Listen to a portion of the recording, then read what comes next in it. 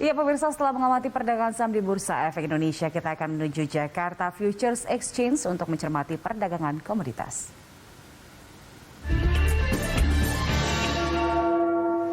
Ya, untuk mengetahui perkembangan di pasar komoditas pemirsa, kita telah terhubung dengan Branch Manager PT Best Profit Futures Medan. Ada Pak Kartomo. Selamat pagi Pak Kartomo. Ya, selamat pagi Mbak Dita. Iya Pak Kartomo, kita lihat nih harga CPO terus meroket. Apa saja sentimennya di pagi ini? Untuk sentimen membuat dari harga CPO meroket itu sebenarnya kan seperti kita ketahui ya, untuk dua negara produsen terbesar di dunia kan itu Indonesia dan Malaysia. Nah, di dua negara ini kan belakangan memang beberapa minggu ataupun dari Desember kemarin kan sering terjadi hujan ya, atau cukup tinggi curah hujannya sehingga membuat beberapa sektor di perkebunan CPO itu mengalami kebanjiran. Jadi yang membuat salah satu faktor produksi CPO menurun. Dan yang kedua adalah khususnya di negara Malaysia, karena ada penyebaran Omikron cukup tinggi di sana sehingga terbatasnya jumlah tenaga kerja yang membuat juga produksi CPO makin turun. Karena produksi menurun dari dua faktor ini, maka harga CPO cukup meningkat di hari ini juga sampai dengan hari ini. Baik, Pak Tomo, Anda melihat dan memprediksi untuk tren pergerakannya seperti apa untuk CPO?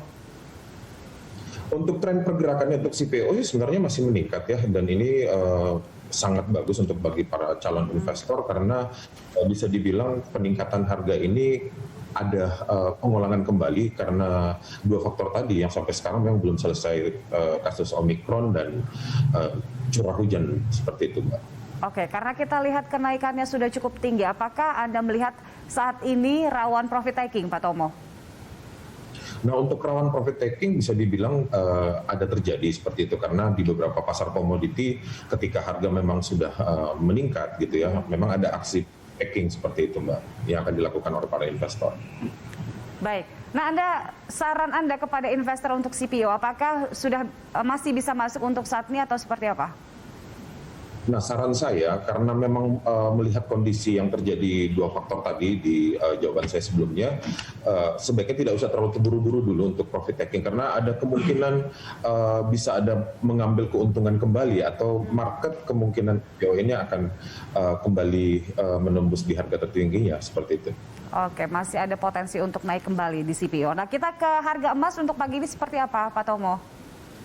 Untuk pagi ini harga emas sebenarnya bisa dibilang kan ini juga terjadi rebound ya Mbak ya, karena di bulan Januari ini sendiri di tanggal 7 Januari sebelumnya itu kan harga terendah itu di 1782 basis point 30 US dollar per troy ounce gitu ya. Kemudian di tanggal 25 tercipta high tertinggi yaitu di harga 1853 basis point 80 US dollar per troy ounce, dan ada selisih sebesar 71 dolar per troy ounce, dan ini kan merupakan momentum. Nah, di hari ini sendiri market masih tetap menguat di harga emas karena pertama didukung menunggu dikeluarkannya atau dirilis data tentang The Fed ya, yang di tanggal 26 untuk waktu Indonesia 26 Januari dini hari, dan ini memang selalu ditunggu oleh pelaku pasar yang opennya pagi ini tuh market di harga 1847 basis point 65 US dollar per troy ounce gitu. Dan momen di Januari ini ya salah satu menjadi primadona dari pelaku pasar karena ada yang istilah mengenai January effect dan kemudian juga mengenai kebijakan yang ada dikeluarkan oleh The Fed yang sangat ditunggu oleh para pelaku pasar bahkan investor. Jadi saatnya sih untuk hari ini bagusnya time to buy. Time to buy. Tapi sementara ini kan kita mau hari besar nih, biasanya masyarakat akan memilih untuk cash out. Bagaimana menurut Anda? Apakah masih bisa tetap kita memilih emas untuk situasi seperti saat ini, Pak Tomo?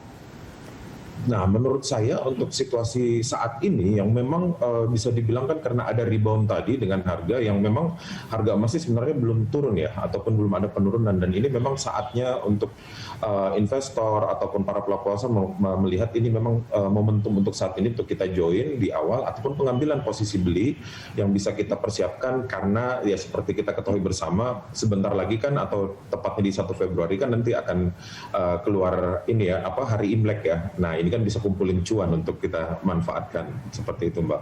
Justru bisa dimanfaatkan. Nah, prediksi Anda untuk level emas hingga akhir bulan ini tertingginya di berapa, Pak Tomo? Kalau prediksi saya untuk harga level emas sebenarnya ya, karena kan sudah tercipta tadi malam itu di harga 1.853 US dollar per troy ounce, ada kemungkinan level yang ditempuh pertama untuk di harga tertinggi itu di area 1.900 per troy ounce-nya ya US dollar gitu. Dan ini tahap pertama, kemudian nanti mendekati setelah nanti Imlek juga ada kemungkinan market masih bisa teruskan trennya kembali. Jadi tidak salah kalau para investor ataupun pelaku pasar untuk melakukan ambil posisi beli saat ini. Oke, bahkan bisa mencapai 1.900 kalau dari prediksi Anda. Pak Tomo, kita ke komoditas lain, ada kopi dan coklat. Bagaimana saat ini sekarang lagi masa transisi dari musim hujan ke musim kemarau, apakah Anda melihat trennya masih positif? Nah, untuk komoditi kopi dan coklat sebenarnya kan di beberapa negara-negara produsen terbesar juga tidak beda jauh ya, karena ada efek dari cuaca yang sebenarnya mengakibatkan juga harga kopi dan coklat juga masih tetap menguat gitu. Nah, karena inilah yang dari beberapa negara produsen juga hasilnya juga karena menurun gitu ya, yang membuat efeknya ke pasar untuk produsen kopi dan coklat tetap naik juga harganya. Baik, saran Anda untuk para investor saat ini paling tepat masuk kemana dulu di komoditas, Pak Tomo? Saran saya untuk di para investor untuk komoditas ini ya, seperti kita ketahui bersama kan juga emas di sini kan yang dikenal sebagai safe haven ya, atau dalam situasi dalam 2 tahun terakhir bahkan sampai dengan hari ini munculnya varian baru dari Omicron, itu kan bisa dibilang sistem banyak yang ketidakpastian dari situasi ekonomi yang membuat sebenarnya kalau kita mencari investasi yang safe haven kan tentunya di harga emas gitu. Jadi kalau kita mau berinvestasi yang terbaik adalah yang saat ini kita bisa manfaatkan adalah di komoditi non fisik, yaitu di harga emas, seperti itu Mbak. Oke, nah itu dia rekomendasi dari Pak Tomo. Terima kasih untuk rekomendasi dan juga analisisnya pada pagi hari ini, Pak Tomo. Sehat selalu, sukses selalu. Iya. Ya pemirsa, Sama-sama, itu Mbak. dia dialog kita bersama dengan Branch Manager PT Best Profit Futures Medan. Dan pemirsa, sampai di